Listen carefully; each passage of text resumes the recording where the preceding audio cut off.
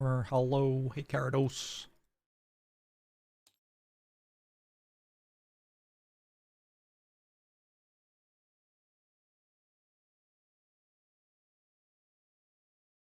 Is that the entire scenario flowchart?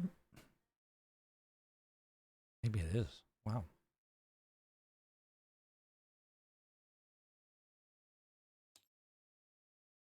Yes, Rob.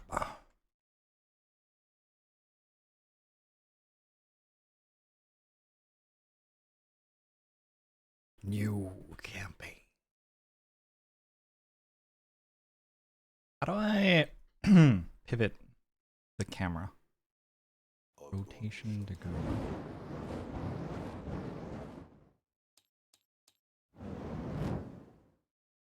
But how do you rotate?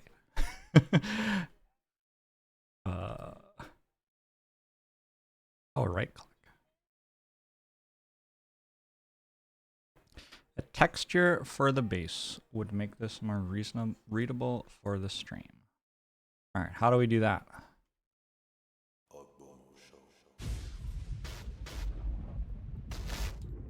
How does one make a texture for the base?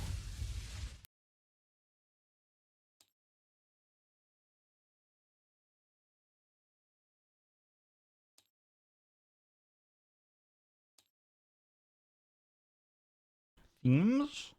Background.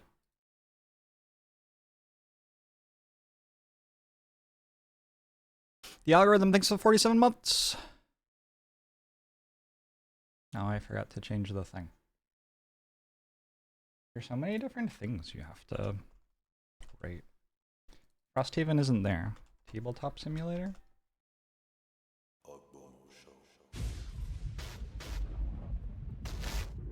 Lazar thinks the 87 months. Appreciate it.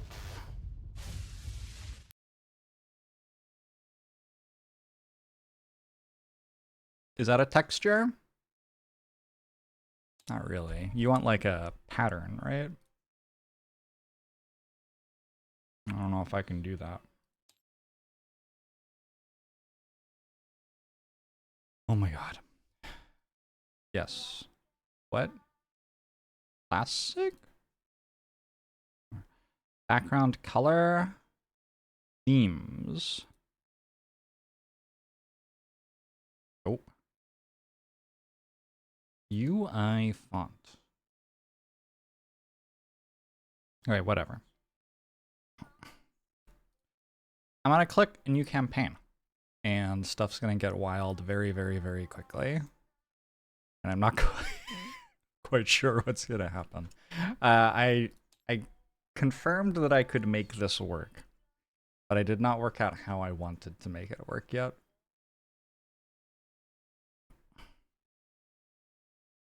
All right. We have our map of the northern coast. We start the campaign right here, I think. I think that's us. Going through the frozen pass toward Frosthaven. Mission 0 is Howling in the Snow. It's a tutorial mission. I'm gonna skip it. I don't think we need to do the tutorial mission. I mean, we kind of maybe do. Cotillion Paran, thanks for 51 months. What's up, party name, Twitch chat? You're here early, you get to be the ones to give input on this. The Adventurers. Best party name, look up. Best party name for TTRPG. ChatGPT. What should my party be?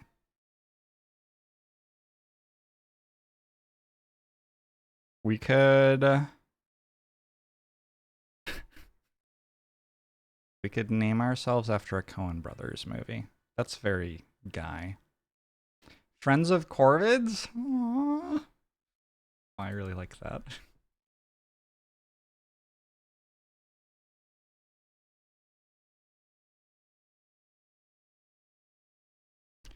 Murder of Corvids. How about that? We'll play off the... I mean, now it sounds like we're killing the crows, but that's intentional or something. Town Guard perks. Why? Why? Strange.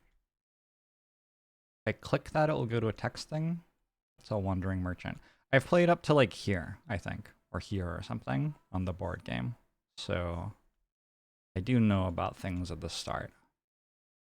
I definitely did some stuff wrong though. Okay. Here's our scenario flowchart. So we're skipping the tutorial and starting with a town in flames. All those delicious scenarios. The 17 sealed envelope. I think I know what one of those is. Matutina Stella, thanks for 62 months. Esport and Godfather devs say their next project is an AI overhaul and you're excited about that. I think I've played that game as much as it needs to be played. We are playing with open information on difficulty very hard. Is that going to work? I don't know. We need some players. I'm gonna play 4-player. In biology. We are going to play... I'm just going to start with the same characters I have in my board game setup, because that will simplify things for me, and also I just really am quite fond of them. So we have a Drifter, a Banner Spear, a Bone Shaper, and a Deathwalker. Oh, baby. Okay. Why are these face down? I checked open information.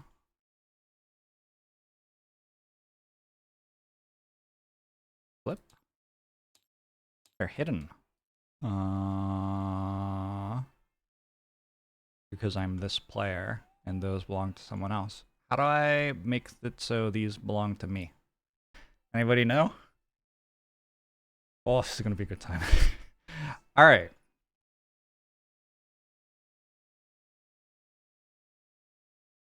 I think we can probably go game setup, scenario setup, refresh scenario list, town in flames.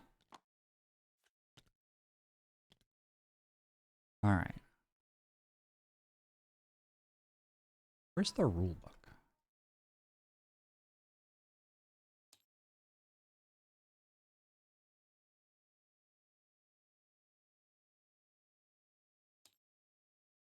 Section book, scenario book, rule book.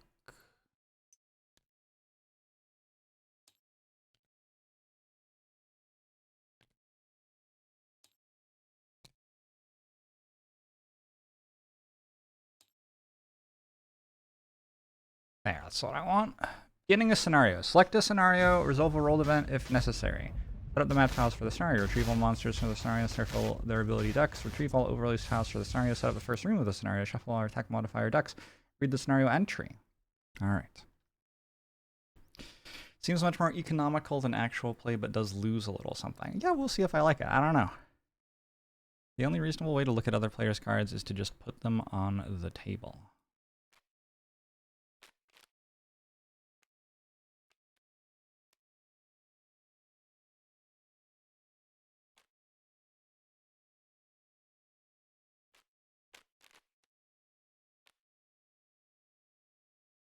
Am I going to be able to play their cards?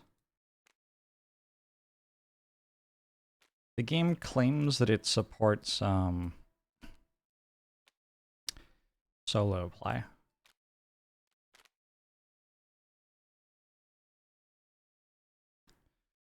Alright, so we did this.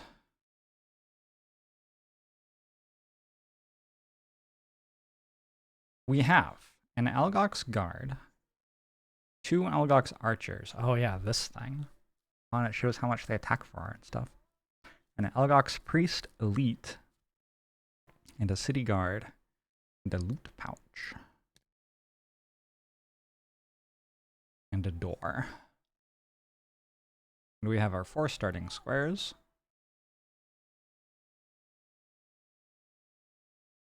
At some point I will work out, I guess, how I show this stuff. I don't know how much of this is automated and how much of it isn't.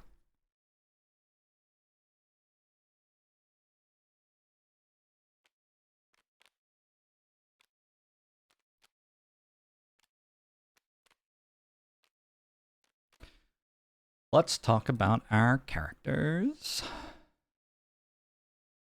You can simulate the cards being on a tabletop in this game. Wild, huh?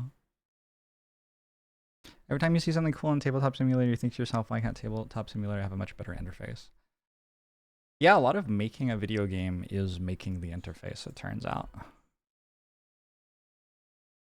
Do I think this will be faster than actual tabletop? If I work out how it works, it should be. This has saved me some time already. Sam is a level 1 drifter with 0 experience, 0 gold. I need character goals. I wonder where those are. Didn't auto deal them for me when I grabbed my characters, I don't think. Gotta be around here somewhere, though. Personal quests. Okay. When you make a character,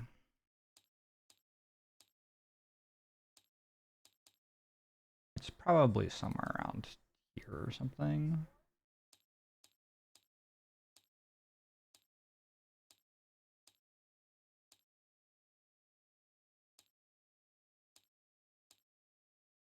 You get to really be zoomed in on everything that I'm struggling with, is one nice thing about this. Like, you see exactly the same thing I see.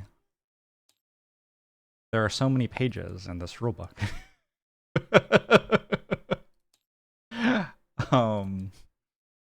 Creating a character. Alright. There's a character sheet where we will track things. There's a character mat, which stays in front of us. There's a character standee, summon standees, character tokens, initiative order token. That's all probably fine. There are ability cards, which represent what our character does.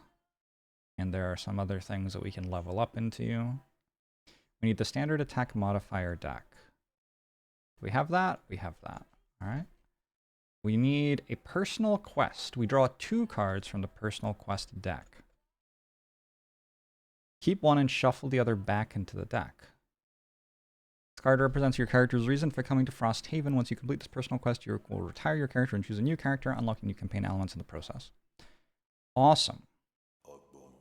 It can be secret or public as the party desires. So over here, I need 2 cards from this for Sam.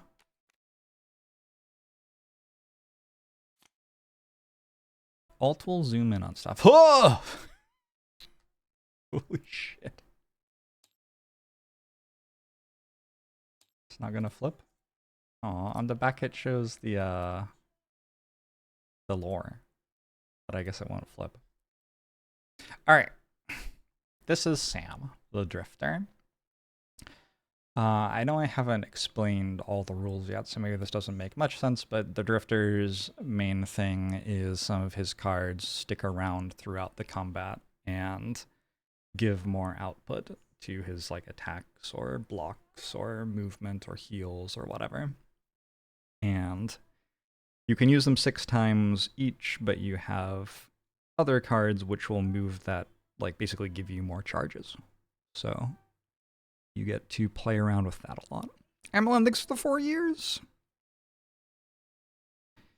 You're watching some LMS YouTubes. I don't know what that means. I talked about meeting Zephyr and you almost died of cute. LMS.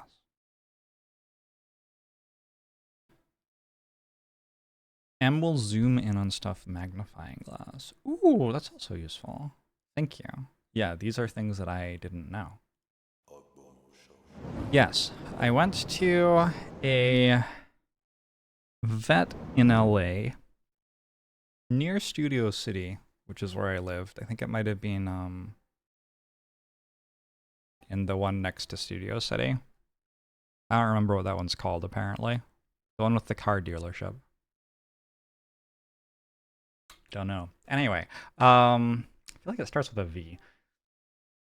I went there and I was like, hey, I'm thinking about adopting a cat. And the vet there, like, basically ran a charity cat shelter where she took in strays and spayed slash neutered them, and then adopted them out after giving them like their vaccines and making sure they were healthy and stuff. And so she was like, yeah, I have like a room of cats. You want to go like hang out in the room of cats? And so I went in, and all the cats were like hiding in their cages and stuff, which was like a little bit sad, but they all seemed comfortable. It wasn't like it was awful. Their cages were open.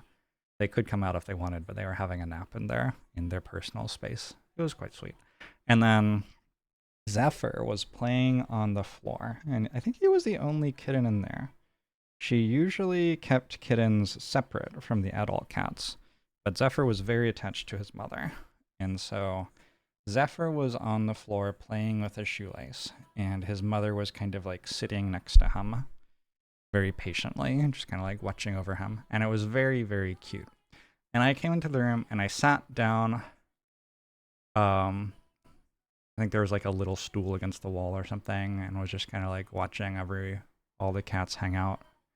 And Zephyr's mother came over to me and just like climbed into my lap and went to sleep. It was the cutest thing. And her baby kept playing on the floor. And yeah, I came back like the next day, I think, and adopted both of them. And I dressed in all gray so that I would be the same color as them so they would like me more. I think it worked. Sam the Drifter has to choose what he's here for. The options are dangerous game. You're no stranger to killing intelligent prey. Call it assassination if you must, but you just enjoy the hunt and you enjoy collecting trophies of your kills, which is why it is time to find new trophies up north. New types of lurkers, giant three-horned algox, and fully operational machines. It is a treasure trove of dangerous challenges. We have to kill 2 algox guards, 2 lurker claw crushers, and 2 robotic bolt shooters. Doable. I don't think I've ever met robotic bolt shooters, but I have a feeling that I know whereabouts they are. Zephyr's mother's name is Sage. She, I lost her in my move back to Seattle, basically. Unfortunately, I miss her. Oh well. Or, build, not destroy. Sure, you've made a name for yourself as a seasoned fighter. When push comes to shove, you know how to kill a man. Still, it doesn't feel good. You long to find a new way of life, one that doesn't involve tearing something down, but rather building something up. To use your hands for a positive purpose, that would be ideal. I'm going to click on that one because this one requires less focus, basically. All right, where do I put this? Personal quest. There you go. And then I assume we put this back in the deck. And give this a shuffle. And, yeah, that's Sam. I guess we talk about what Sam's doing in the first mission. Is the stream going for anyone else? I sure hope so. LMS equals old, off by 1 on every key. Oh. Thanks for the 87 months, Smurf. Sorry I have to ban you for doing math. Okay, thanks for 42 months. What characters am I playing? Well, we are just going through that right now. So, Sam has to observe the construction of or upgrades of 12 different buildings, which should take me 12 weeks, hopefully. Hopefully I will successfully upgrade a building every week. The characters have these mastery quests, which are kind of fun. End a scenario with your character tokens on the last slots of 4 persistent abilities. Never perform a move ability or attack with value less than 4. And perform at least 1 move or attack ability each round. These are our options for mastery quests. My opinion is that this first mission is a little bit easier than a lot of the other missions, and as such, trying to get a mastery or 2 done would be really nice. If I get a mastery done, I get one of these things over on the right here. And that pretty significantly improves the strength of my characters, so it's basically a meta-scaling option. It's like trying to end the fight with Feed and Slay the Spire. While hovering over something, you can press R to shuffle. Thank you. Draco Bob, thanks for 34 months.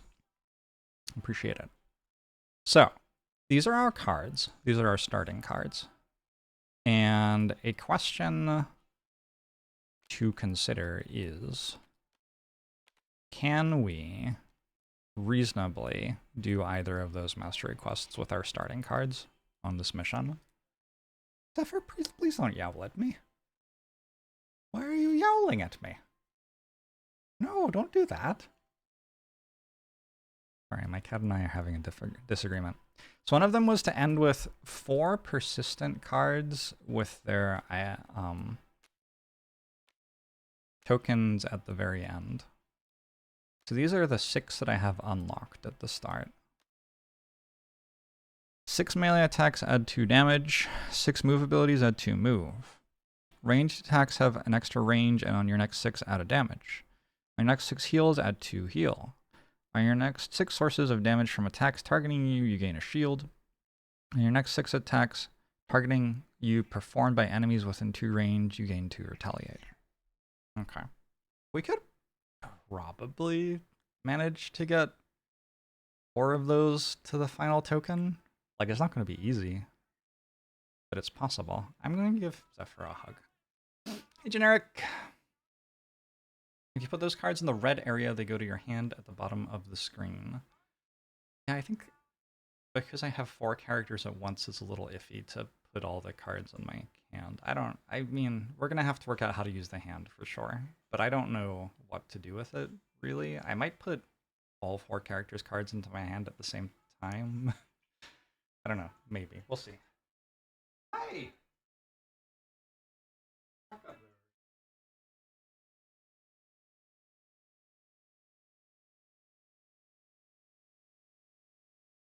Zephyr's here now. Go to the game keys under options and your life will change. You can swap your viewpoint to each of the 4 seats. Okay.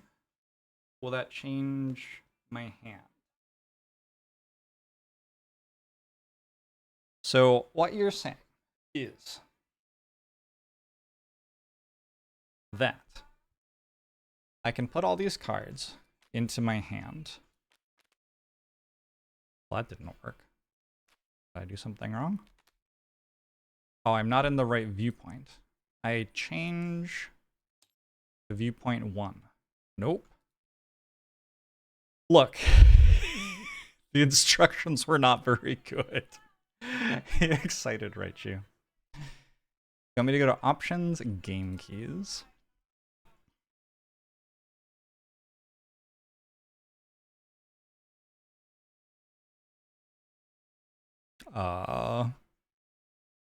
Switch to player 1, 2, 3, 4, 5. Okay. That seems important.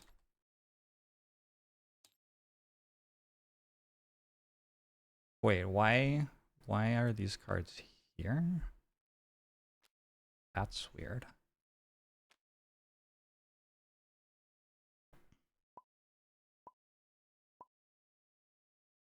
Shouldn't my hand be here?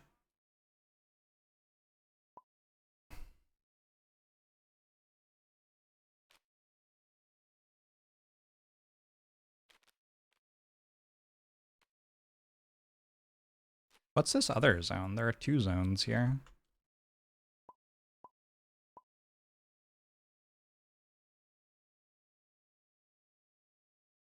Also, do the context menu.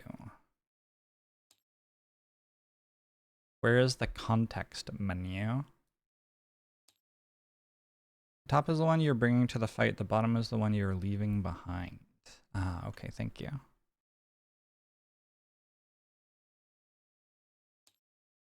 Menu context? Nope. Keybind it in the game keys option. Context menu. Show context menu. What should I keybind it to? What is it? I've keybound it to M. That's just the magnifying glass. I have keybound it to 5.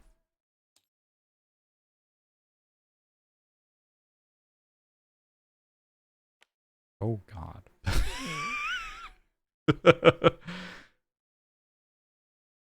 It's how you can quickly summon things, add conditions, etc.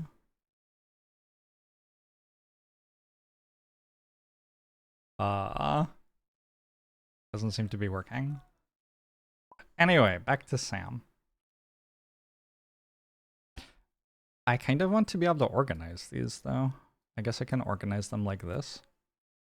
It feels a lot worse than being able to, like, see all of them. I think I'm going to go back to what I was doing at the start now. All right. So we have these 6 persistent cards. Am I playing solitaire? I'm playing solo. I should probably pick 4 of these that I'm going to try to get. So I have not had much success with drifters doing ranged attacks. I've tended to like melee attacks. So let's make the melee attacks hit harder. I think healing's pretty good. Does the app let you import existing games somehow, or do you have to create all the stuff yourself? Tabletop Simulator, other people put games onto it and you just download them.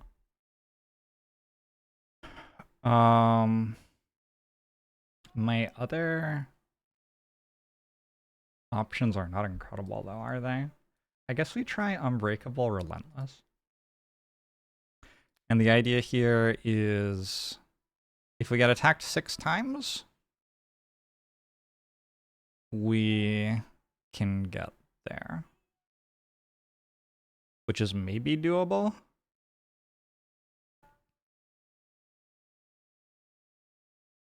I have to heal 6 times. God, that's going to be hard. How many cards do I get in my hand, Sam? Sam starts with 12 cards. All right.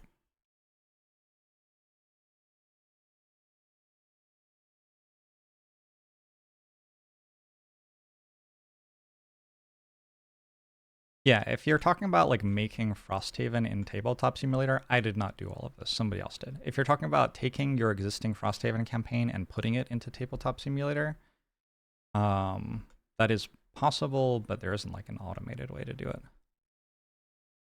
The heal is when the drifter uses a heal action and receives a heal. I did know that. I appreciate that I may have said something else. All right, 12 cards. I actually think I do take Precision Aim and Sustained Momentum just because the other things on these cards are pretty good. 2 damage, move the character token on one of your persistent abilities backward 1 slot. That seems pretty good with Crushing Weight. It's just an attack for 4. That's fine. And then Precision Aim is a move, which lets me manipulate a character token. That's also probably pretty good here. Bloodletting is a big attack on both the top half and the bottom half. The way that this game works, rules-wise, is we get a top half of a card and a bottom half of a card every turn. And most bottom halves of cards do not have attacks on them, I think. It looks like Destructive Fury and Violent Inheritance are both other options that Drifter has, but... Oh, and No Remorse. All of these are cards are loss cards. Loss cards. Wait, the card's loss. Right here. That symbol means that when you use the card, it's gone for the rest of the mission, whereas the other ones go in your discard, and then you can redraw them later. Anyway, this is a way... This one does not have the lose the card symbol, so this is a way to repeatedly use the bottom half of a card for melee attack, which seems good to me. Tabletop Simulator is sometimes, like, stuttering really hard. Vile Assault's just an excellent card. We have like a big top half which burns if we use it, so we can only use that once, but it sure does a lot. And the bottom half of it moves and heals, which is excellent. I think Draining Arrows is fine. I might just end up like taking all of them. Maybe I just think they're all good. I'm only allowed 12. Draining Arrows is a ranged attack, but it does have it's like a CC basically. It hits 3 targets and confuses all of them. And also the bottom half of it is a big move, which moves a character persistent ability token backwards. So that one's pretty good too. Prudent Preparation is another heal, and also the top half of it is defensive, which is nice, because this character is probably the one who goes through a door. And then I need 2 more cards. So technically speaking, these ones with the X in the corner are like not part of the default starter deck, but they are unlocked. So I have 15 cards unlocked, and the game put 12 ones in the top left. which are the ones that are like kind of by default in your deck. So by default, I would take Deadly Shot, which is a 4-range attack that poisons something. Poison is nice. Poison makes all future instances of damage to that target deal 1 more damage. Or a move for 4. That's pretty good. It's actually, there's nothing wrong with that. Let's take that one. And then Violent Inheritance is the other one I would by default take. 10 and thanks for the 32 months.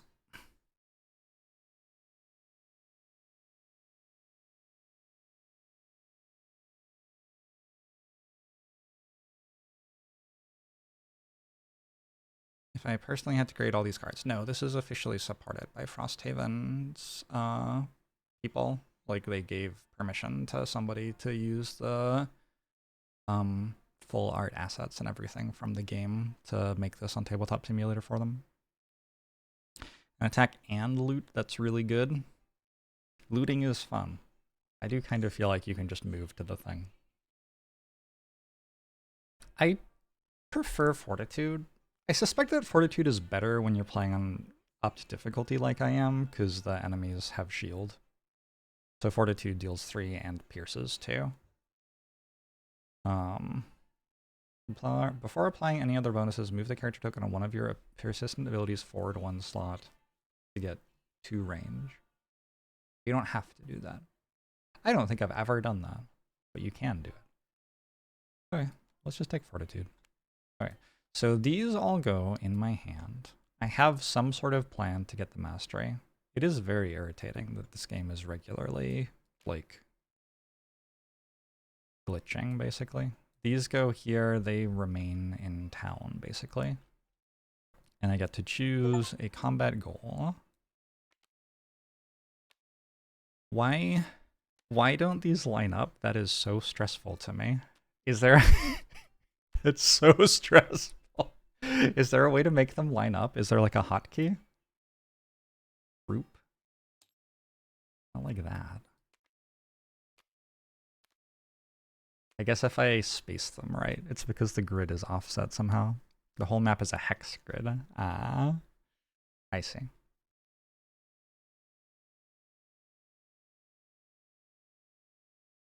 You wish MTG Arena was just Tabletop Simulator? They have that, right? Like, it can be. Gain 7 or fewer experience before any bonus experience. I don't think that's happening because I'm going to get so much experience from the persistent cards. Like, as these advance... Where'd it go? What? I can't zoom in on it anymore. As these advance out of the circles with the 1 in the top right corner there, you get an experience. So if I do 4 of those, I'll get 12 experience just off of that. Maybe I won't succeed at that, but I don't think we're going to succeed at the layabout combat goal, even if I don't succeed at the mastery quest I'm attempting. I think I'll get more than 7. Scenario, end with hit point value equal to max hit point value. That seems kind of hard. Lose a card to negate 2 or less damage from an attack. That also seems kind of hard. They all seem kind of hard. I'm gonna go for I'll go for Perfectionist. How do I return these to their deck? Is there a way? Is there a way other than, like, doing that? That seems like a lot of work. So we're trying to be Perfectionist. This goes somewhere. That's loot. That's my combat goal. All right, cool. Keybind the delete action. Do not use the delete key. Keybind the delete action. Do not use the delete key. Game keys, delete action. I'm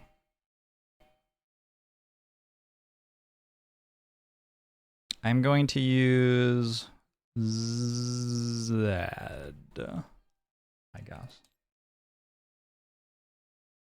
I grew up playing Magic on Apprentice and MTG Workstation, and also in Chandelar. That's my truth. All right, so that's Sam. Sam the Drifter. Oh, the scenario's not here. Oh, no, it is here. It's right there. Why is it freezing constantly?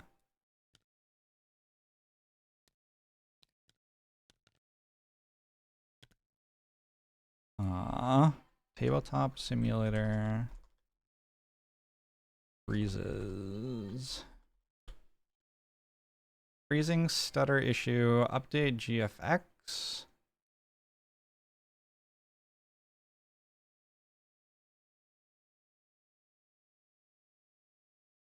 Oh my god, that's so many different things to try. I'm not gonna try all of those right now. I grew up in Chandelar. Yeah, I was one of the blue NPCs that people would kill to get a merfolk. This is Frosthaven on Tabletop Simulator. Is there a way to use the model instead of the standee? That looks so much less cool than the model. Disappointing. Alright, anyway, Verna. So Verna needs a personal quest. Deal to all seated players. Nope. Player 2, personal quests times 2.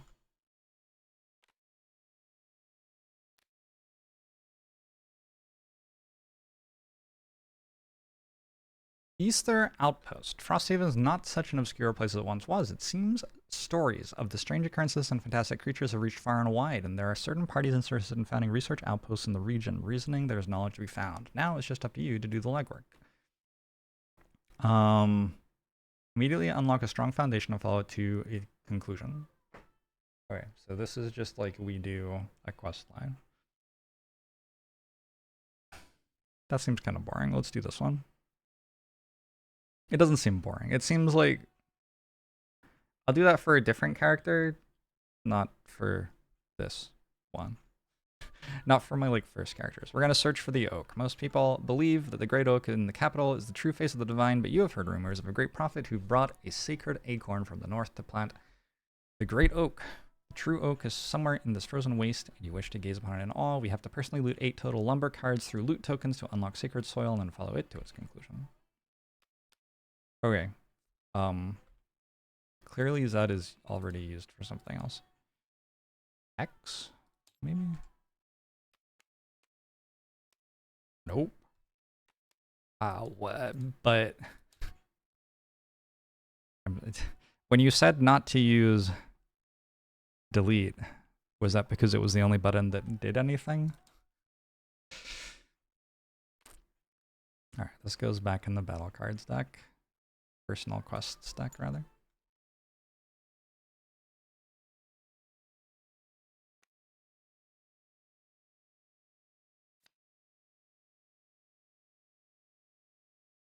Yes, I understand why. That was a joke. I was making a joke. How do I shuffle this? You said R. Okay. We should talk more about Verna, though. So Verna is a banner spear. Banner spears specialize in area attacks which require an ally to occupy each depicted blue hex. If so, you, the gray hex, can perform the attack ability targeting all enemies in the depicted red hexes. These area effect depictions can be rotated or mirrored however you'd like. We also have banner summons, which don't have base move or attack stats, but they provide powerful bonuses to you and allies when nearby. They can still move when granted move abilities. And we have a reinforcement summon at all costs, which is a powerful tool to help set up your attacks or mitigate incoming damage whenever the reinforcement dies or whenever you choose to do so. Remove it from the map and place its card in your discard pile where it can be recovered and replayed again. Cool. So, if we look at the cards, this will be a little bit more obvious. First, though, our masteries are attack at least 3 different enemies, which each have 3 different area of effect attack abilities, or perform a banner summon ability on your first turn. Keep the banner alive and within 3 range of you for the entire scenario. So I'm going to do that one. I'm going to summon a banner on turn 1 and keep it within 3 range of me and alive for the entire scenario. I actually think that's pretty easy to pull off. So that should be a quick mastery for us.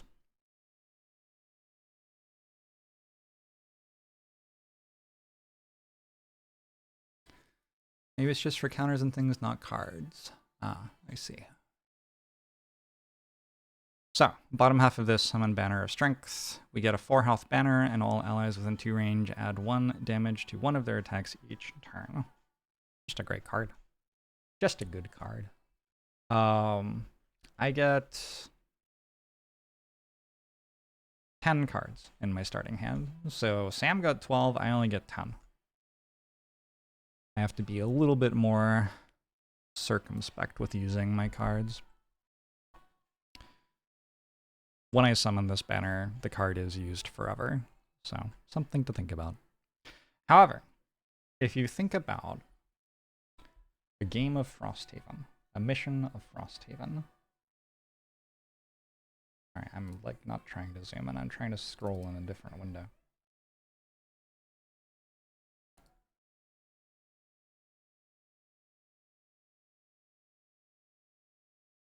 Say you start with 12 cards.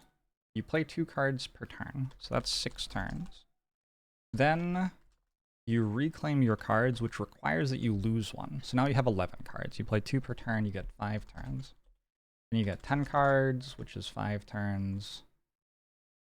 9 cards is 4 turns, 8 cards is 4 turns, 7 is 3, 6 is 3, 5 is 2, 4 is 2, 3 is 1, 2 is 1, and then dead.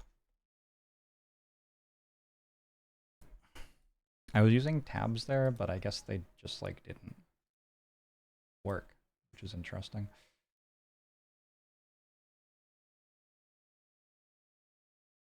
So overall, that is 36 turns.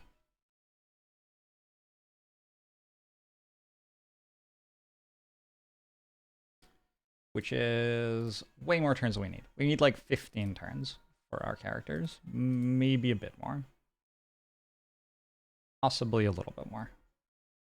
So I think in order to get 15 turns, if you look at this and like just take off the top 3, that loses us 16 turns. If we started with 9 cards, we would still have 20 turns.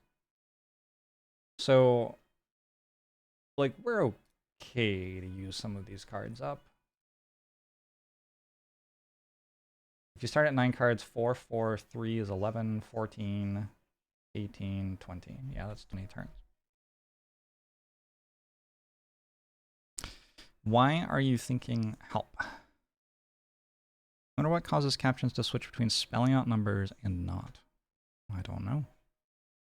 That's a great question. I was always taught you use digits for numbers up to like 10 or something.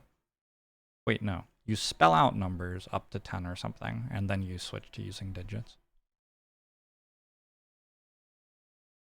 But it's just like, what style guide are you obeying? Anyway, rallying cry is necessary because we want to summon a banner of strength and keep it alive for the entire combat.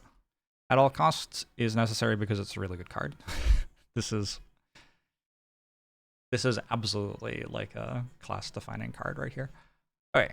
What else do we want though? So I need to be able to move the banner of strength around with me, which means we want regroup, which grants 2 allies within 3 range a move of 3. We want combined effort, which lets us move 2 and gives 2 allies within 2 range a move of 2. That looks like it might be all of our movement for the banner. Okay, so these 3 cards are kind of like grouped together. These are necessary for completing our mastery. Then we have at all costs, which is just a solid card. Just very good. Okay, other stuff. I think Javelin's a really good card. It deals 3 damage at 3 range, creates a wind element, which I don't think I can use for anything yet, but it does. I guess I can. I can use deflecting maneuver. At the bottom half of it, move for 1 and pull something within 3 range toward you. That's pretty good as well. You can like pull a ranged enemy in toward the team and then, you know, murder it with swords or whatever. Okay, so Javelin makes the cut. We need 5 more cards. Deflecting Maneuver as a card that can actually consume the air element I'm channeling seems like a reasonable choice. Also a way to tank for a turn against ranged enemies. That could come up. I think I am allowed to see the composition of the first room as I'm doing all of this, and we see in the first room already that there are 2 archers here, so...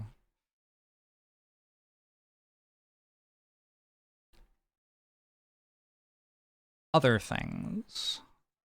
I don't think I care about the Banner of Hope. I think with a 10 card starting hand, it's a bit much to channel or summon 2 banners. Pincer movement deals 5 if we can pull off this formation. Let's take pincer movement and a big move card. Of the spear, maybe. Okay, so that should let me move far enough to use pincer movement. 1, 2, 3, 4, 5, 6, 7, 8. 2 more. I guess another way to think about it is we're always going to be leaving 3 behind. I do think I like Incendiary Throw. If the target suffers damage from this attack, the target and all enemies adjacent to the target get wounded. It only attacks for 1, so sometimes it's going to fail to deal damage. We could roll a -1 modifier on it. Also, some enemies have shields and stuff. But if it does deal damage, it should deal a good chunk of damage.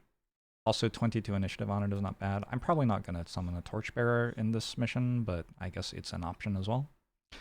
Isana! And I think just a 6 initiative card. With 4 move on it, that's fine. Whenever an enemy moves or teleports from a hex not adjacent to you to a hex adjacent to you this round, the enemy suffers 2 damage. I don't know if that'll ever happen, but it is a 6 initiative move 4, which feels like enough already.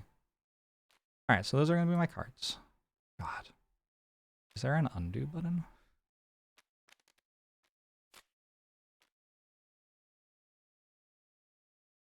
Really? Oh my god. Oh my god. Oh my god. Oh my god. How do I... Twitch chat help.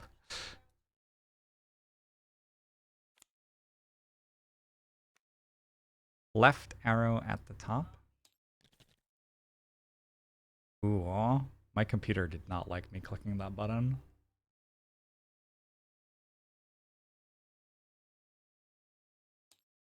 What has that just done? Oh, that just like loaded. Okay.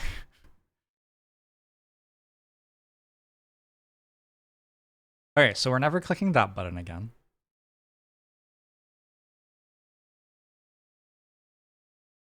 G to group.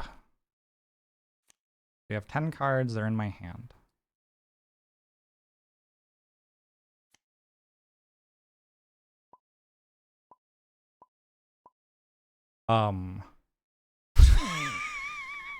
Are they here? Is this them?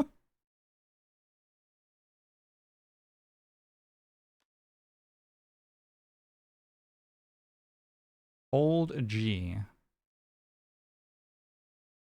Press 1 to 10 while hovering.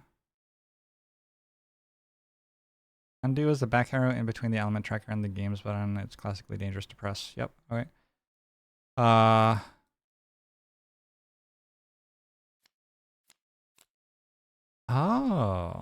Okay, cool. I have no idea why that just worked, but I guess it did. Cool. Alright, we've worked out Verna. Move no more than 2 hexes on each turn. Have 3 or fewer total cards in your hand, and discard pile while also not exhausted at the end of the scenario, or occupy a door hex adjacent to 2 or more enemies at the end of a round. I think Zealot is pretty likely to work. Let's see if this works this time. Which button did I decide to bind it to? I don't remember. Oh, I undid it. X. Oh, it worked that time. Okay. Maybe it just doesn't work with personal goals.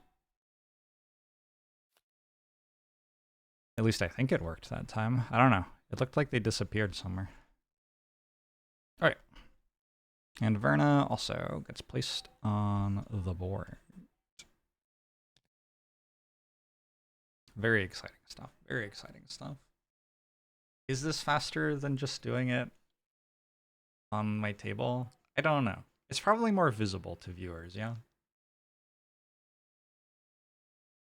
I hope so. It feels comparably slow. Did I name you? I didn't name you. Verna. Oh, the other thing is we're allowed equipment. So we're allowed 30 gold worth of equipment from... where? That's the scenario book.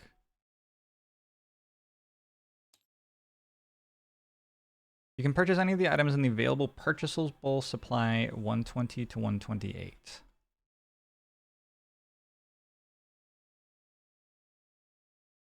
Is this it?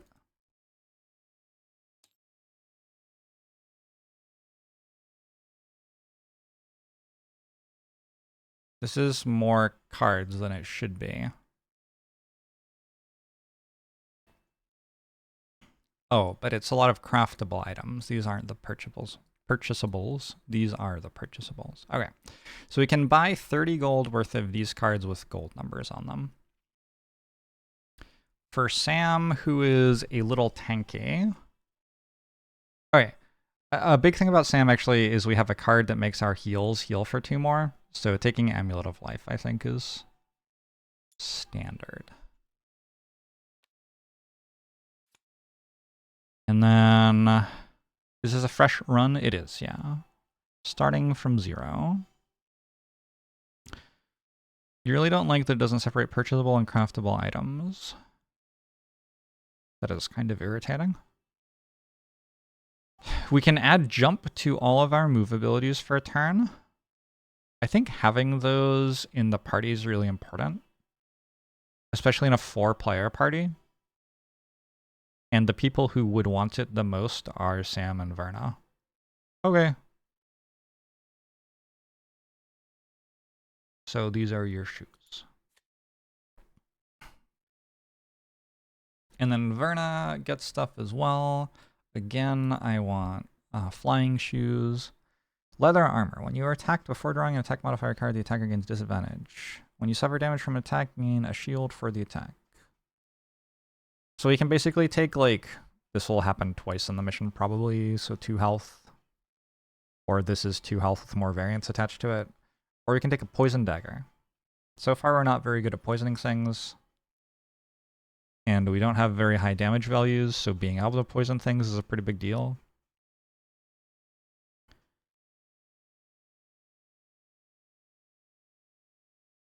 I'm not sure going forward how often Verna actually melee attacks things.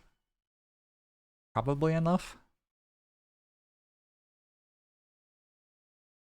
Close the search and click the button next to the item bag. Close the search and click the button next to the item bag.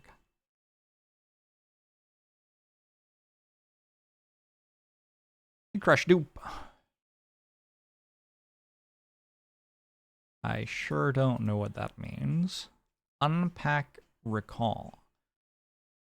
Place all items in the shop area. Where's that? Oh my god, it's all the way over here. And then we have... And then what? Marco Sano, how are you? I sure have made them all on the table over here. I don't know if that was better.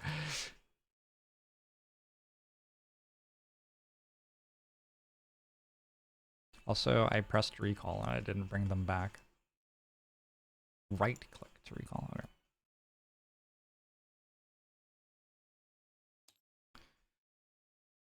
Oops. Alright, so I can take a poison dagger if I want to be able to poison things, which I do. Let's take a poison dagger then. That's fine. Alright, cool. You are set up and ready to go. Next up is my Bone Shaper. The Bone Shaper's name is Harper. My Bone Shaper is like essentially a necromancer. Summons skeletons.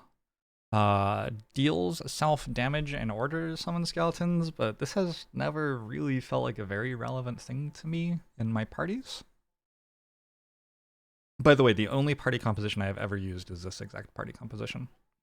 There are 17 different characters in the game, but I went with the first 4 in the rulebook out of the 6 characters who were unlocked at the start of the campaign, and didn't get up to anyone retiring yet in my board game playthrough, so...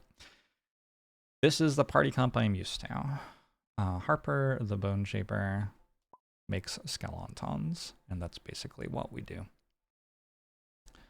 we have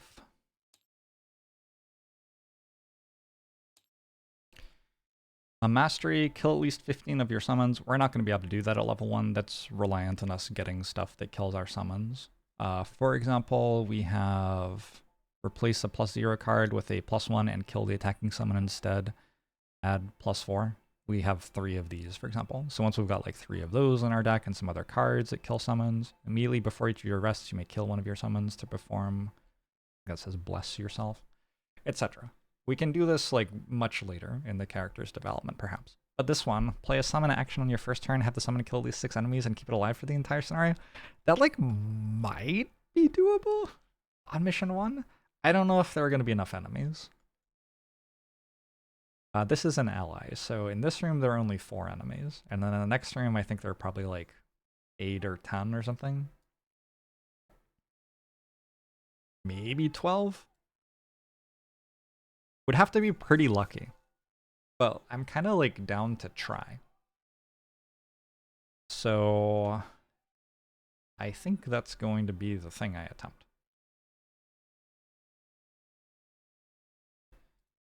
From the mods menu, you can open an item shop UI and control different sorting, etc. when it's on the table.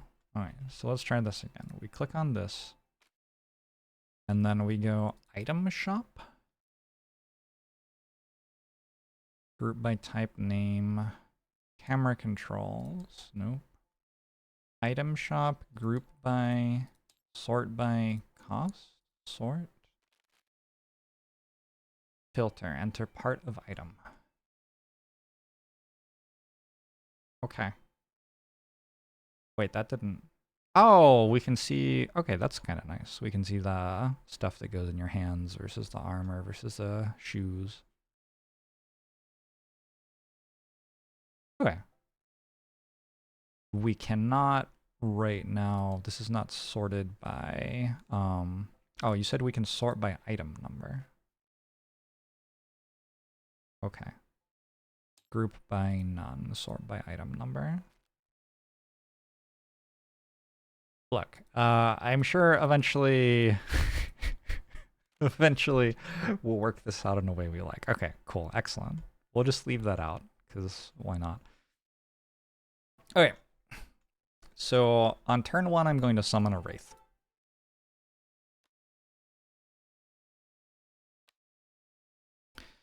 The Wraith attacks for 1, however, we're also summoning a banner, which makes our attacks deal +1 damage once per turn for each of our characters. So it actually attacks for 2 most of the time. And also we can poison things, at which point it attacks for 3. Will I succeed in getting it 6 kills or whatever? No, probably not, but we're gonna try. In order to support that, I guess I want... Why is this upside down? I guess I want everything that makes a summon attack someone. Grant one of your summons adjacent to the target of the curse ability and attack. That's not... The Wraith is ranged. Grant a summon a move and attack. We want that. Bottom half, grant an ally 5 attack. That's also good, because that can also attack the... or affect the Wraith, rather. This might just kind of not be doable. This might just kind of not be doable. Grant a summon an attack. Okay, that's it. How many cards do we get? We get 12 cards. And that's 3. 3 dedicated toward my Wraith doing something. Alright, whatever. I want 3 skeletons. This is like what the character does in my opinion. So let's take 3 skeletons and summon them. Being able to poison something seems good, especially at this point in the game where a lot of my attacks kind of deal 1 damage or whatever, and now they deal 2, which is twice as much.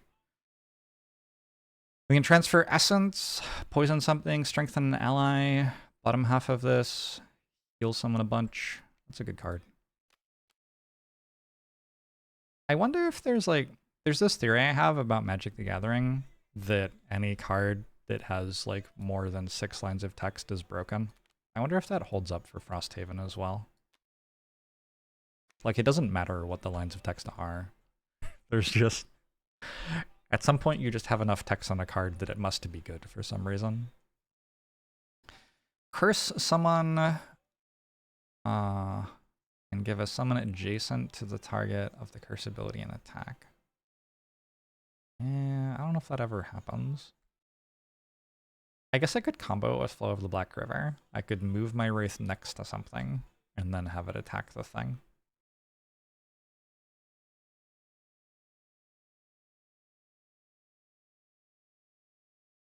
I guess I'll bring Dark Tidings because it does give my Wraith another attack. I'll bring Flow of the Black River to move my Wraith next to something, and then use Eternal's Torment to give the Wraith an attack. I get one more card. All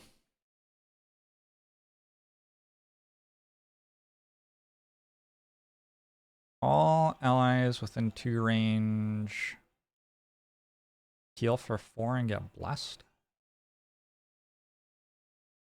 That feels like quite a lot of stuff. Sure. Let's do these. So these aren't being brought, and then these ones I group and then press. Nope. Wait, I don't understand how to do it. Can I put one of those there and then put the other? Nope. I don't. I'm gonna be sad when I learn about Goblin Game, a Magic the Gathering card with a lot of text that's very bad.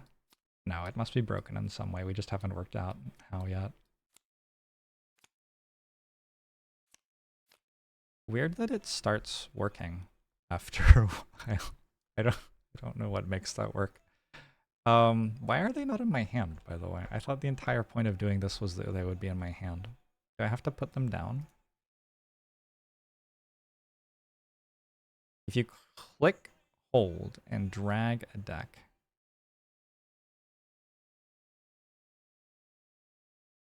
When mousing over a deck on the board, you can press a number key, not keypad, to draw that many cards back to your hand.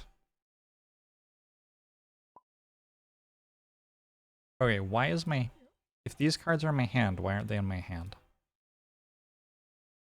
Is that a silly question? It doesn't feel like a silly question. Harper also gets items.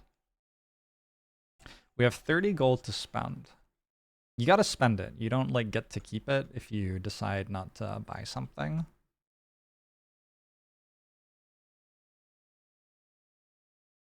During your ranged attack, add immobilize to 1 attack. Nope.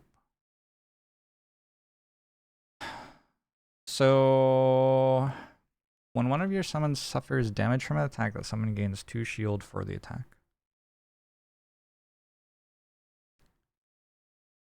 Sure.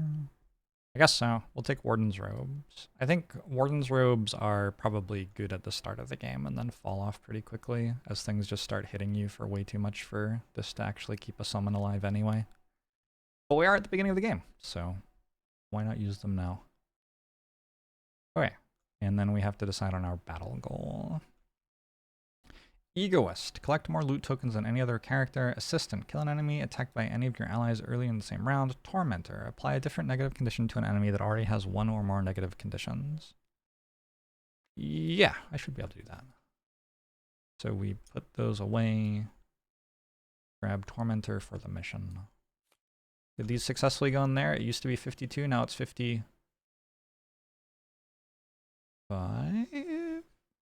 What? That would be 54. Well, that's just kind of weird. I don't I don't understand. I press H to show my hand. Oh, thank you. All right, perfect. Is there a way? So if I'm over here and I want to switch between Harper's hand and Sam's hand, say, I'm going to press 1 to go to Sam, and it's going to bring the camera over here. Is there a way? Do you see how that's not great? Because that's not great. I'm going to put our Bone Shaper right here. Oh my god. Oh my god, you can have the stands fall over? I didn't realize it was going to be a dexterity game. You can bind hotkeys to toggle between characters when playing solo. I thought that's what I was doing. Switch to next character. Switch to player. Ah, okay. So switch to... Wait, what? Switch to solo player? What is this?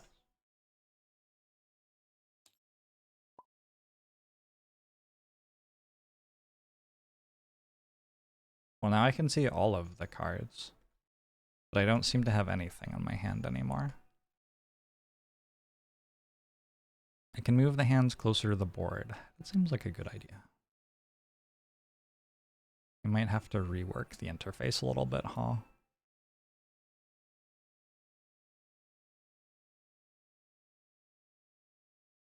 The thing about bad old cards is they're not broken yet, but eventually will be. Absolutely.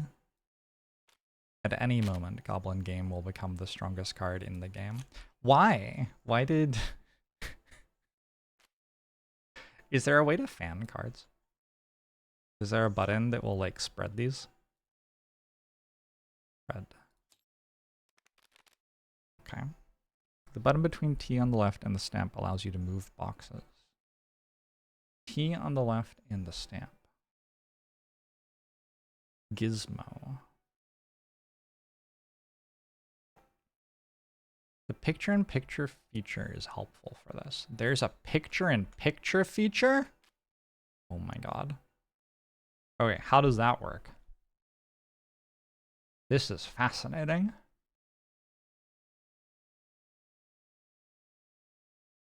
Picture-in-picture?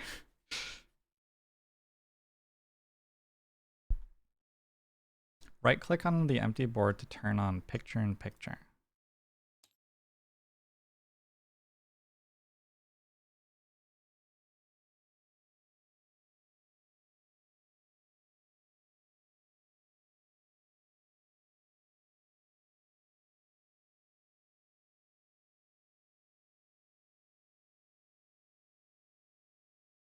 And then how do I make that stay here?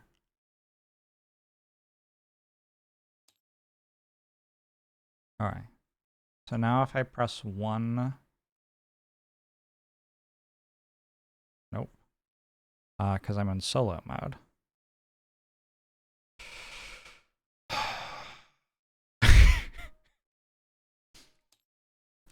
How do I stop being in solo mode?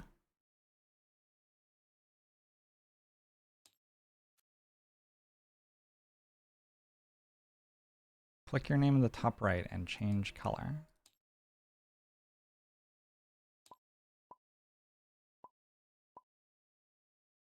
Okay.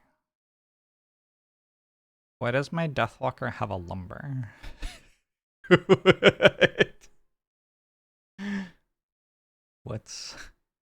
What's going on here?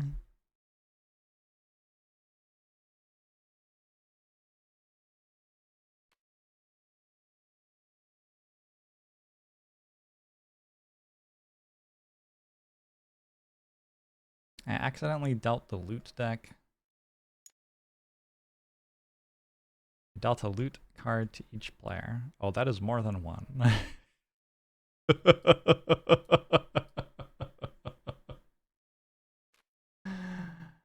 What a great time.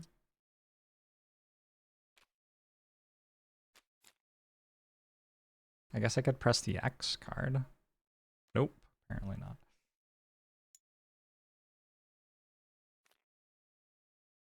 How do I select all of them? You can... Somebody's told me this already. Nope. Don't remember how.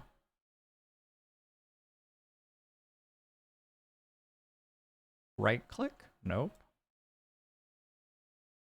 Click on it, hold to click and drag. Oh, that's what I did. Alright, well, cool. So now, when I switch to a player, the board is still here.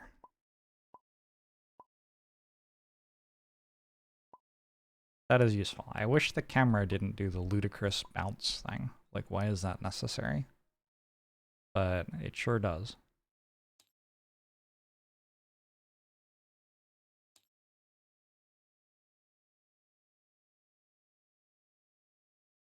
All right, I think we worked out Harper. So now we have to do Lyle. This is Lyle the Deathwalker. Deathwalker is a really cool class. You create shadows which can be placed in any hex except hexes beyond wall lines and hexes with other shadows. Shadows cannot move through wall lines but can enter any hex without hindrance and stop in any hex except those with another shadow. Hexes with only shadows in them are still empty, and shadows do not turn hexes into negative hexes. Shadows are tokens, not blah, blah, blah, blah, blah, blah, blah. Basically, you can put up to 5 shadows on the map at once, and then you use the shadows for shit. The character's awesome. I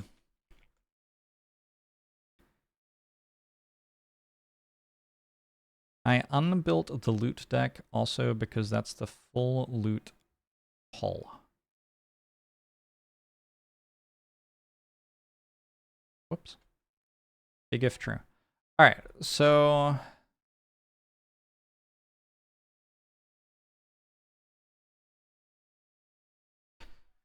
Lyle gets, did that say 11 cards?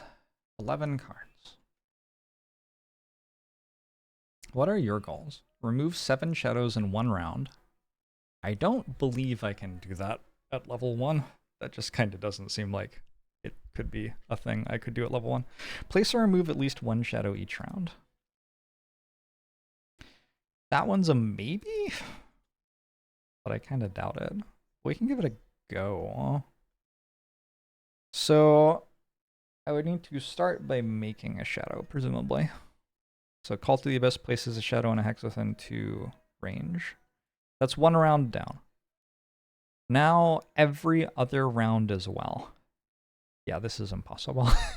This is impossible. Remove any number of shadows within 3 range of yourself for each shadow removed. +1 damage, +1 range, 1 pierce, 1 experience. So basically, we make shadows and we consume the shadows to do extra stuff. I'm probably going to use the top half of Call to the Abyss. During your and your summons attacks before drawing an attack modifier card, you may place 1 character token on the target of the attack. When the enemy dies, place a shadow in or adjacent to the hex it occupied. Probably just using the top half of this. Am I? I don't know. I might use the bottom half the first time and then the top half after I reclaim. Fluid Knight's pretty good. Perform the attack as if you're occupying a hex with a shadow, then remove the shadow, deal 5. 5 is noticeably larger as a number than the other numbers that other characters have. All allies occupying a hex with a shadow and ourself, deal 2 or move all shadows up to 6 hexes. I don't think I care about that one here. Lingering Rot, a way to poison things. I like poisoning things. Place 3 shadows and hexes within 3 range. Yeah. Do like that.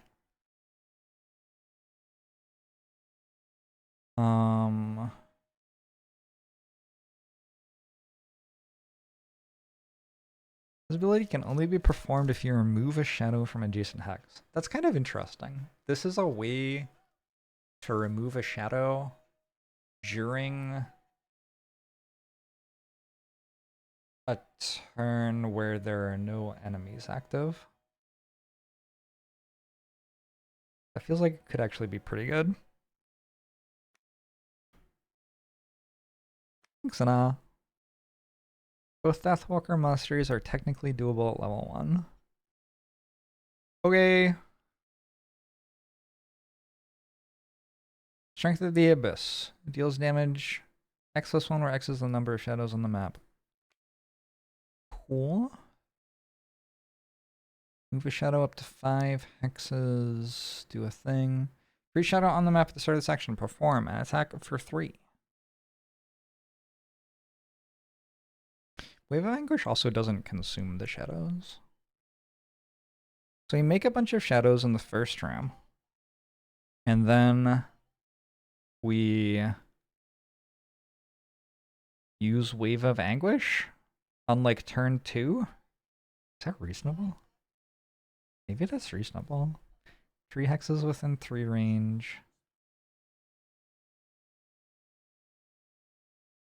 Another one within 2 range. So I could put a shadow like here, here, here, here, and then next turn just blow this up. It sure does burn 2 cards permanently. Where's the one that moves my hexes to? Okay, actually we could use this.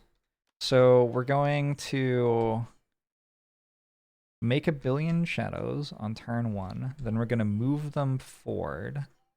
And they are going to...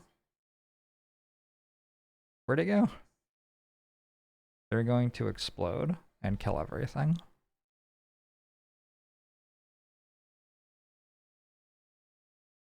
I find this relatively compelling. I'm down to try. It doesn't really matter if Lyle runs out of cards and exhausts at the end of the mission, I don't think. How many do I start with? I get 2 more. Alright.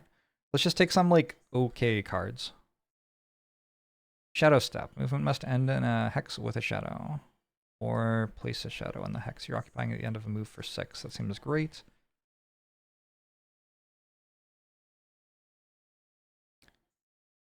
I like the idea of moving all shadows 6 hexes too. Alright, so these are not being brought. These ones we group and then we draw them. I see. I've bound the number keys to switch players.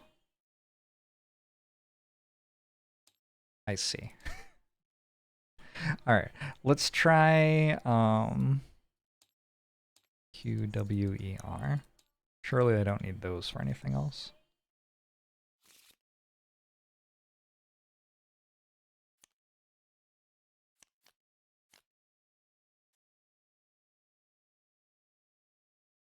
Wait, can you just double click the deck?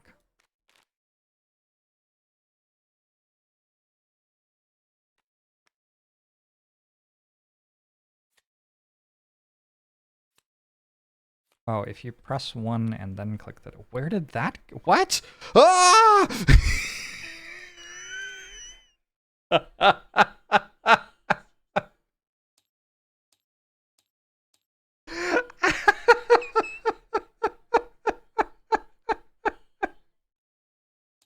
What if it was shift 1? Oh, we can't do shift 1.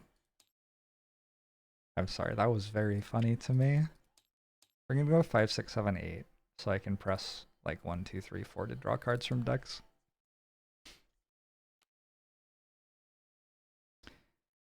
So, Lyle, I need to put the rest of these cards in your hand. I can press there. Okay, they're all in your hand. So these are Lyle's cards for the mission. Here's Lyle's stand, which I can place there.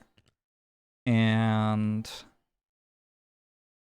we get some sort of items for you as well. I have 30 gold to spend. Deathwalker is a bit of a weird class. I'm not really sure what the right purchases are for Deathwalker. When you're attacked before drawing an attack modifier card, gains disadvantage on the attack.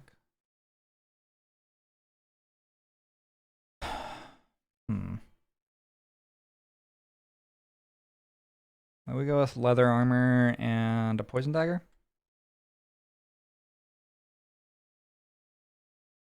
The rulebook recommendation is boots of speed. Yeah, I don't care. Let's go leather armor and poison dagger.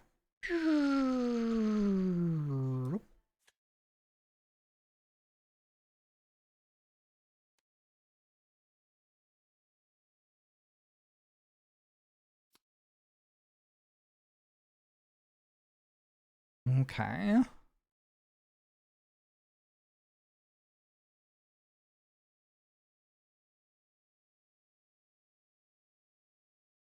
Are we ready? Not quite.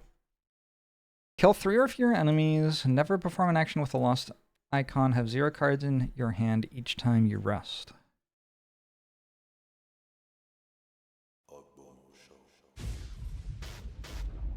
I'm gonna go for passive.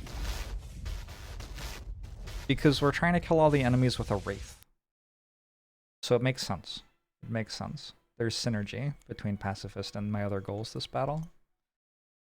Alright, what did this end up at? 57. That's consistent with me having added 2 more to it. Somebody said I would have to rebuild the loot deck. Where is the loot deck for the mission? Is that it? That's meant to be a loot deck, huh? It should be 20 cards.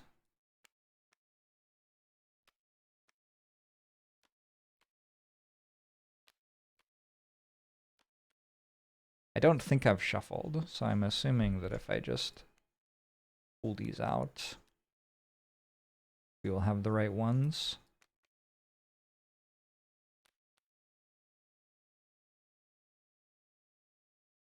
Kurt, thanks for the 50 months. Appreciate it.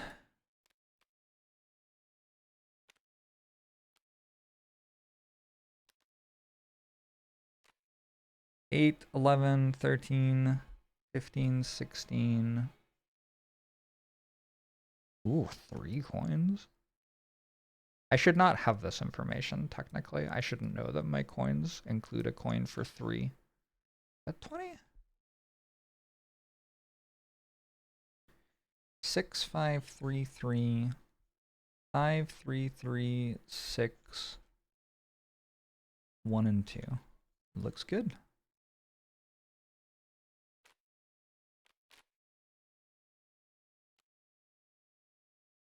We flip it, and we shuffle it using our...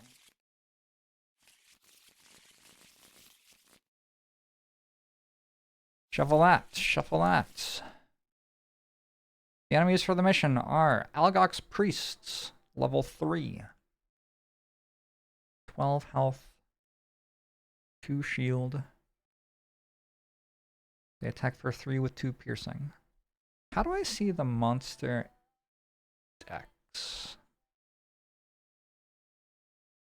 Here. We can shuffle, we can draw. Okay.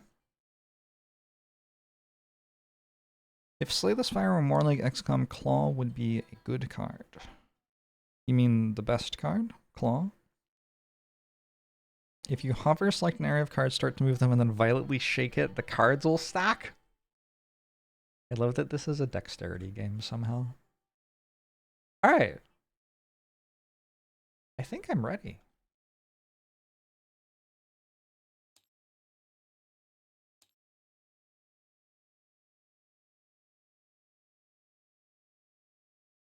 Yeah, it's time to like read the thing and play a mission. A Town in Flames! Is there a Frosthaven video game? You are watching it. Have I played Gloomhaven before? A little bit. The sounds greet you first, muffled metallic pangs of voice howling. It's difficult to make anything out with the wind rushing past your ears, but you'd know that tune anywhere. There is a fight up ahead. But a fight means people, and if there are people, then the town must be close. You hear more, a scream, the crash of steel against stone, a deep earthy growl. You're running now! Your legs are wasted from the hike, your shoulders ache from your gear, but the sounds are close now. I'm sorry. We should have read this first. With your head down, you march, 1 foot then the other. You try to block out the pain, the throbbing in your toes, the numbness in your face. Just keep the rhythm, you think. 1, 2. But the wind isn't so easily ignored. It claws at you, whipping up ice and snow like tiny hooks, making every breath difficult. Your skin is thick. You always prided yourself on that. But nothing is thick enough for this. You're walking through the frozen wastes, a place far to the north where only the hard and the lost dare to travel. Of course, that's probably why they hired you. It's been 10 days of plowing through snowdrifts as high as your waist, and there's still no sign of the town. Your mercenaries hired as part of a support team, the first group of the season sent to check on humankind's most distant outpost, Frosthaven. It's a place forgotten by most of the world, a tiny settlement carved out of the frozen wilderness that, for half the year, is wholly cut off from the Empire, isolated by towering, unbreachable drifts. But as of last week, just enough snow has melted off the Imperial Pass for the team to get through. They were hiring and your coin purses were empty, so then here you are. No one really knows what awaits you in Frosthaven. Your snow-muddled mind struggles to imagine what sort of people could survive through the winter in a place like this. But whoever's there, you hope at the very least they've left a fire going. Alright, now we can do this. There are sounds of battle, blah, blah, blah. You're running now. Your legs are wasted from the hike. Your shoulders ache from your gear, but the sounds are close now, and up ahead you see a gauzy orange light blooming in the air. With one last push, you round the final bend in the trail and you see it, Frosthaven, engulfed in flame.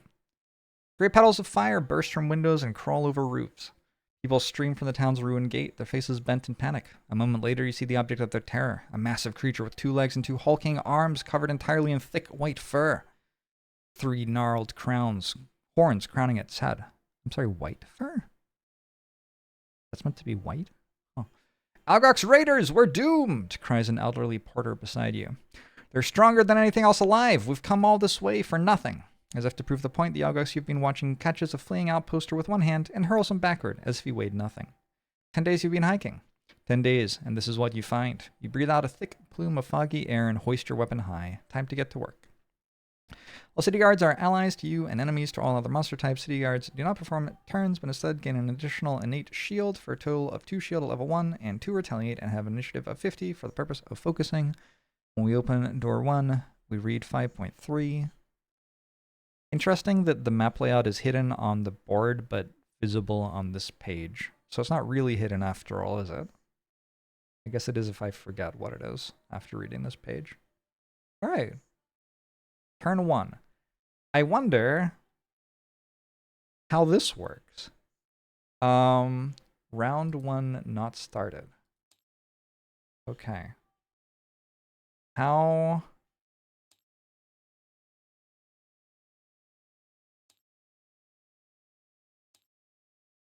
Start round?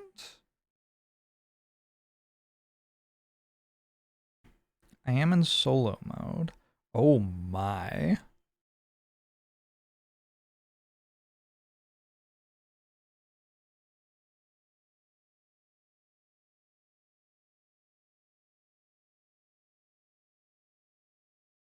All right. It's hidden, so you can't see the layout of monsters in other rooms, but you can see the board tiles. Well, the board tiles aren't set up, is what I'm saying. So I actually can't see the board tiles, really. This isn't the sort of game where you can choose sides. I mean, you can side with me. This is overwhelming. Okay. Am I meant to choose my cards before I start round or not?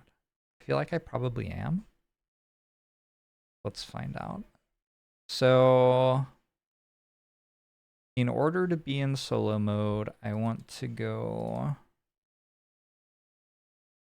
switch to solo player alpha here. Harrison! Thanks for the 8 months. Appreciate it. You're on the drifter side. Nice. Place cards to the round on 1 and 2 at the top of the player mats. 1 being the one that counts as initiative, I guess.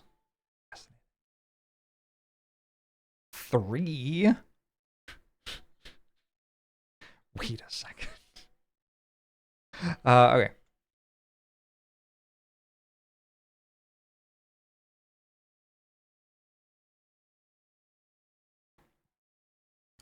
So we have to decide what Sam's doing. Sam is standing here, and Algok's guard is right in front of him.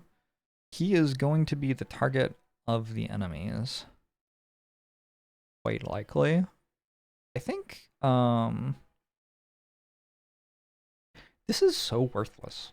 What is the point of spreading the cards out if I can't actually read them all? Is it possible to, like, spread them in a way that lets me read them all?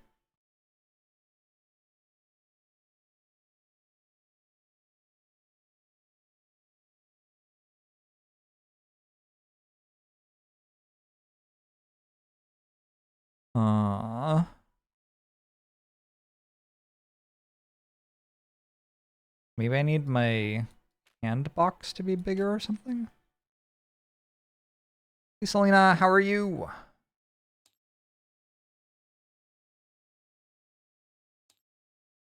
No, I want to be able to read them all. Spread them out so they're readable. It's okay. We're gonna work this out, and then we'll never have to work it out again. Good grief.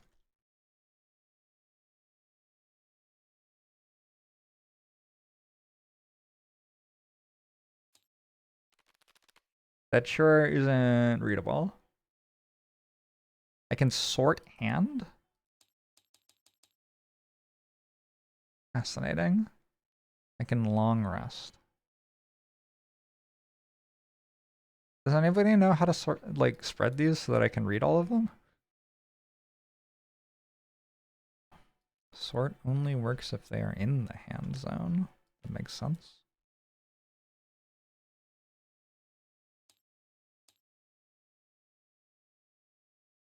We have sorted by initiative.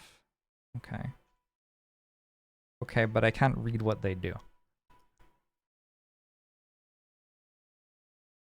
Fascinating. A fascinating intersection with UI design here. If you hold Alt, it will show a large version of... Yeah, I know. I know I can look at one of them at a time. I would like to look at all of them at once.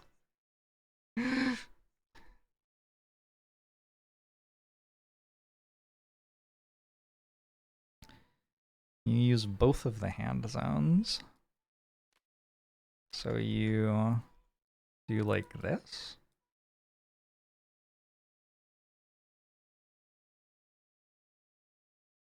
It's common for solo players to ditch using hands and just lay the cards out on the table above the map. Cool, I am so into that idea. I'm going to lay them out here, I think. Can we move where those are? No. Why above the map?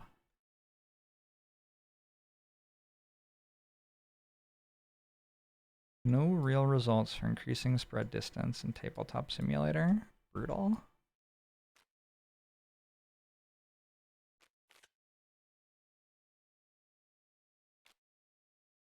Yeah, this is very poor. Okay.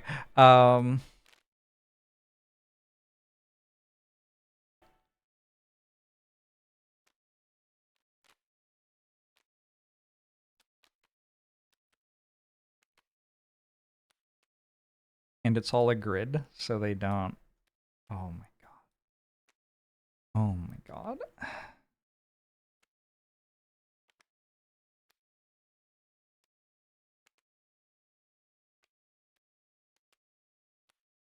This isn't quite going to work because these are in the way, huh? Hmm.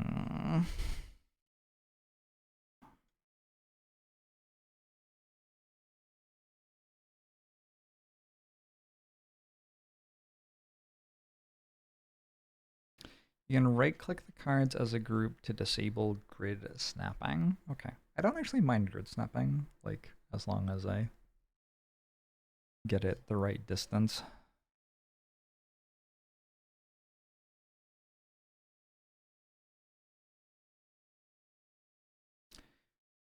Gizmo move.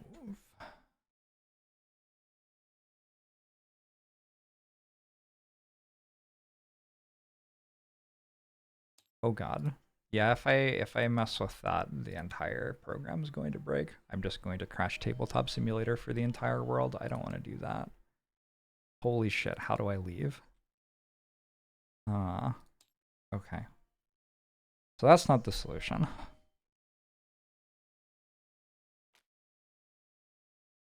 I guess I will try doing it this way.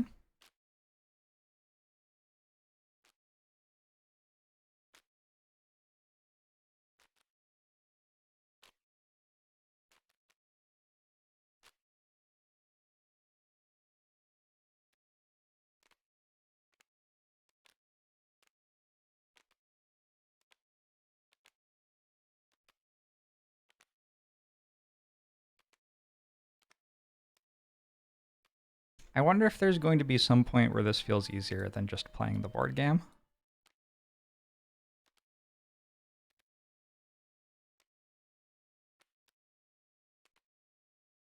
maybe we'll get there.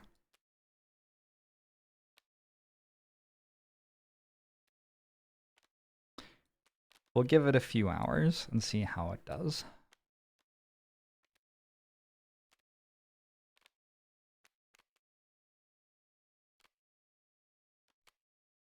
It is kind of nice to have unlimited space, essentially. That is one thing that I do not have on my table.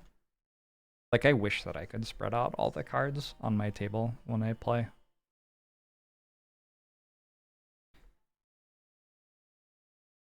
So Sam's turn.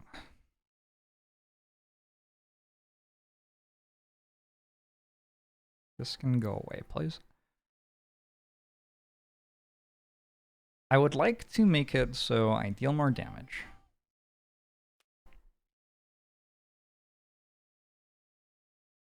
What else do I want? Do I want to get targeted this turn? Maybe.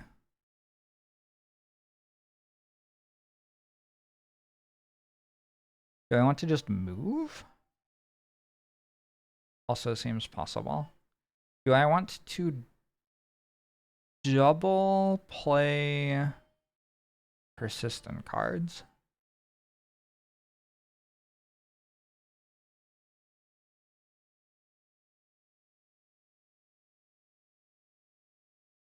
Having the scripts must be pretty handy. I am sure that there are things in here that are saving me a lot of time that I'm not appreciating right now. That seems basically guaranteed. All right, let's try. I want to poison something next turn, probably. I actually won't play Crushing Weight yet, and instead I'll play Deadly Shot to poison this Algox guard in front of us. Get that thing dead.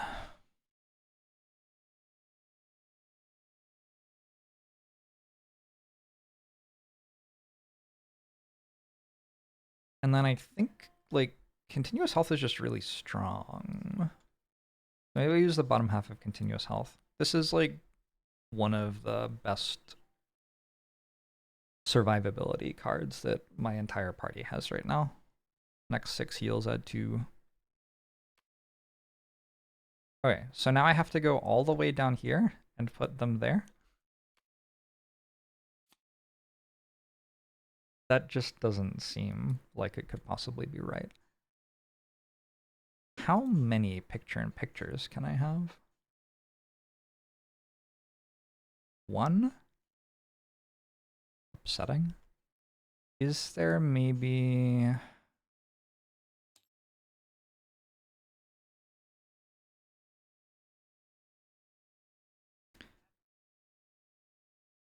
No.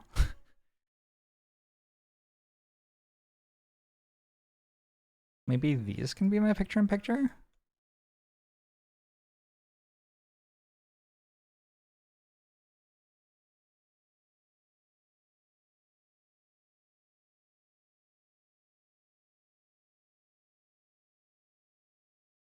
And then I can just hang out up there. Probably want to zoom on this. And I want it to be a different shape. Like different dimensions. I wonder how I do that. Ah!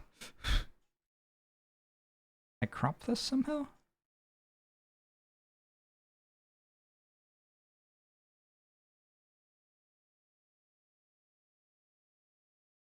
Use hotkeys to toggle between player 1, 2, 3, 4, then while you have each player active, you can press 1 and 2 over the cards you want to play for that player. Can you really?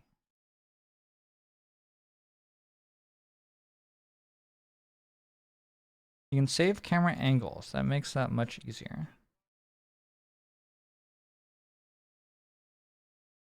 How do I save camera angles? That seems important. That seems very important.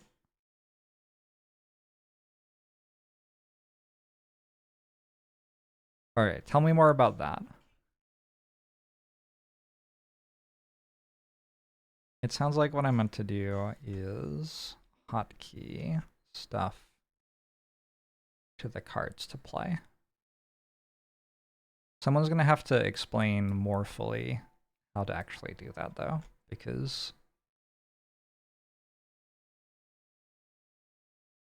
Not sure I get it yet. So up here we have our cards. I already did it for Sam. I picked my turn for Sam. So for Verna, I need to make a banner. I need to switch to player 2. I wonder where it went. Fascinating. Okay. Switching to player 2 means pressing that button? Nope, because I'm in solo mode. I can't be a player. So I have to not be in solo mode. Which means pressing 9. Or it means doing this, actually. Change color.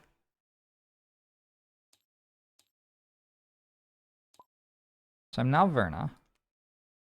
And I click. I want to play this first. I click 1 on that. It's in my hand now.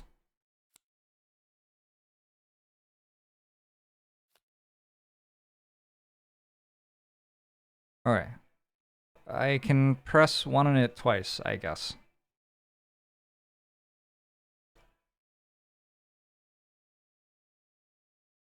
Alright. So I'm making a banner. Awesome. But it's all the fucking way over there. Alright. It's easier to just play this on my tabletop. Like, way easier. Much, much easier. What else shall we do this stream? I'm going to close that.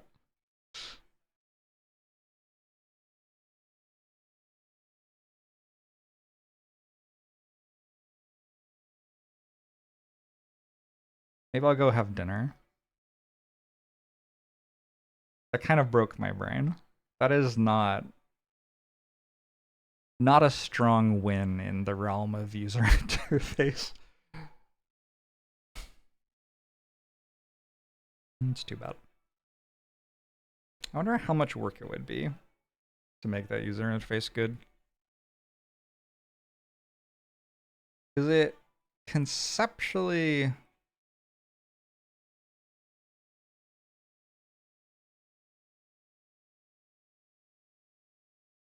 Well, look at how Gripeaway plays solo.